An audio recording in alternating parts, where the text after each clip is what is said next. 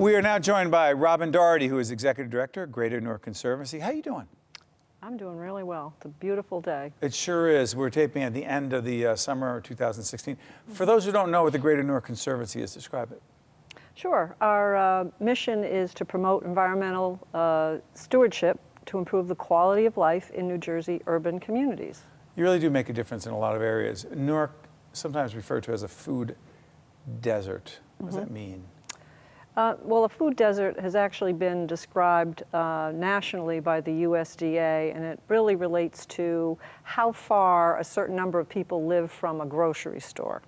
And so in Newark, we've had traditionally one grocery store for a very long time in the Central Ward, and so many people didn't have the accessibility to get to that store very easily. They'd have to take 2 or 3 buses, then you have to walk with, you know, multiple bags, and so that was considered to be a food desert. People are shopping at local bodegas instead of grocery stores, and so the USDA did, in fact, indicate that Newark qualified as a food desert. And your organization is trying to change that. So one of the initiatives, community greening. What is it? Right. So when the Conservancy was founded in 1987, it was really an outgrowth of Rutgers Cooperative Extension. And they were doing a lot of vegetable gardening. At that time, there was a great need for beautification projects. And so we founded this organization called Friends of Urban Gardening, which is the precursor to Greater Newark Conservancy. And it did a lot of tree planting, shrubs, beautification, work in the parks, working with ex-offenders, planting trees, and sort of got a little bit away from that model that the Cooperative Extension had, which was food gardens. Right. Circle back, 1998, 2002, our food systems are beginning to be poisoned. People are eating fast food. Obesity is, you know, out of proportion. It's at epidemic levels. And we started looking back at our roots of helping people grow their own food and becoming healthier. We've always had a health mission. We've brought a nutrition educator onto our staff, but really showing people how they can contribute in a positive way to their... Robin, sorry for interrupting. Sure. Keep that shot up there, team. What are we looking at right there, and where is that? So this is in back of the Kruger Scott Mansion, which is a historic location right here in Newark. On the corner of Martin Luther King Boulevard and Court Street. Now the farm is located where all the outbuildings for the old mansion used to be.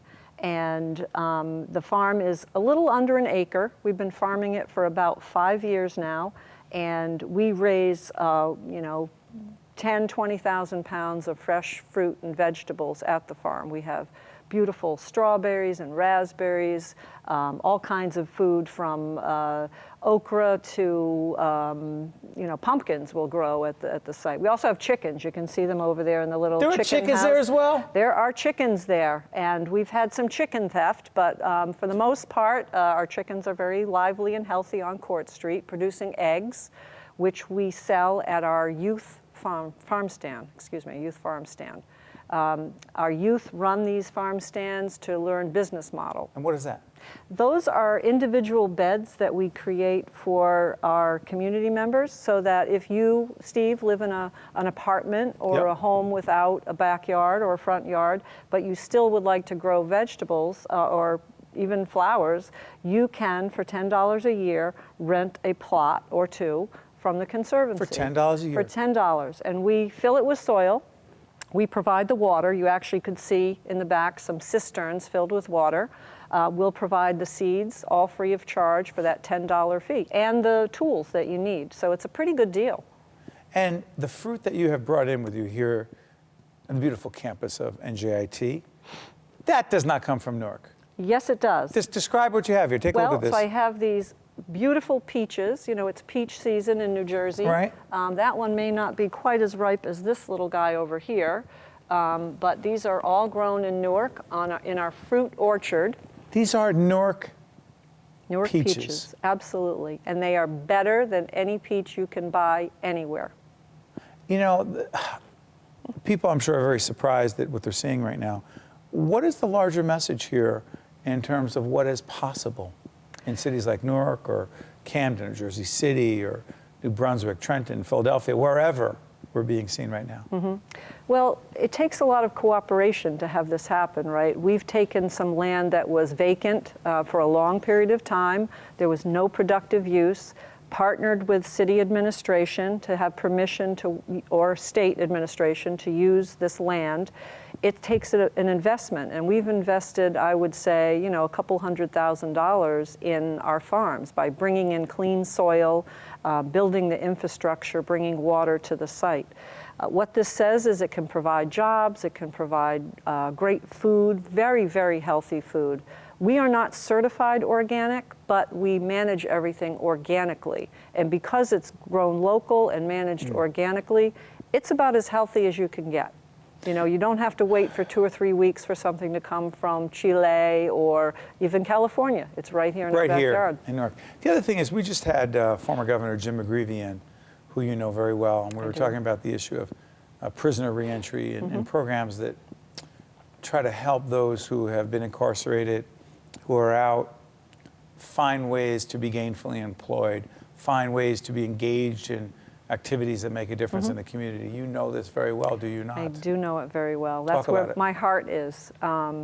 So we couldn't do all the great work we do without some partnerships, and certainly the partnership with former Governor McGreevey through the New Jersey Reentry Corporation has been important to us. On my staff, I would say about 1/3 of my staff are formerly incarcerated individuals. 1/3 of your staff Correct. formerly incarcerated. Correct. Why did you do that? I just have I don't know, I have a passion No, for you do helping know. people. Because you had to convince other people it was the right thing. Oh, I did. This was did. not an easy sell, I know it. It was not an easy What did you sell, tell them? and it's still a sales pitch, Is that even right? now, to this day, with some people who feel that you know, people have done committed crimes against society. What is the pitch? My pitch is we've all made mistakes. I know I've made mistakes. Join the club. And if I were the same as some of my employees, and they are, and let me tell you a quick story. Sure. I have a guy on my staff who spent 18 years in prison for beating a man who raped his 8-year-old daughter. 18 years for raping his 8-year-old daughter. If he were white, highly educated, he would have been, a statue would have been erected in his honor for doing something like that. This guy went away for 18 years because he was illiterate, poor, and black. And that's not fair. That's just not fair. He's on your staff? He is on my staff, and he's a great guy. I've had him as an employee for 7 years. He's a wonderful human being. He's raised his children, you know, and he's giving back to society. So I see stories like that, and it just makes me even more passionate about making sure people have jobs, that they can go to work and they can provide for their families and be productive members of society. And I know they can because I have the proof of that. There's no real segue for this because what you just said was so powerful, but I also know you have some other vegetables there. Yes, I do. Come on, show me. What is that? some- these- I well, don't you- love tomatoes, but You know this tomato. that is a Jersey tomato. This is a Roma tomato. Come Come on, this is your heritage, This Steve. is guys, Steve, you got a shot of this? A Roma tomato. Yes, and you can make wonderful bruschetta. You can make, now, Yes. now I have to, can I have this? These are all for you. My wife is- And these beautiful cucumbers, which were just picked this morning. So No, you know, these are just- everything was just gathered. These are not all Newark. These are all Newark. We are all you Newark kidding? all the time.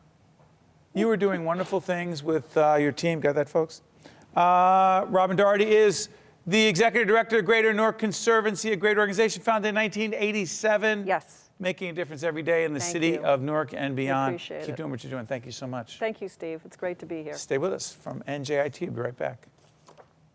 One-on-One with Steve Adubato has been a production of the Caucus Educational Corporation, celebrating over 25 years of broadcast excellence. Funding for this special edition of One-on-One with Steve Adubato at NJIT has been provided by NJIT, RWJ Barnabas Health, TD Bank, Prudential Financial's Global Communications Department, PSE&G, the Fidelco Group, And by Verizon. Transportation provided by Airbrook Limousine, serving the metropolitan New York, New Jersey area. One-on-One with Steve Adubato at NJIT has been produced in cooperation with FiOS One News.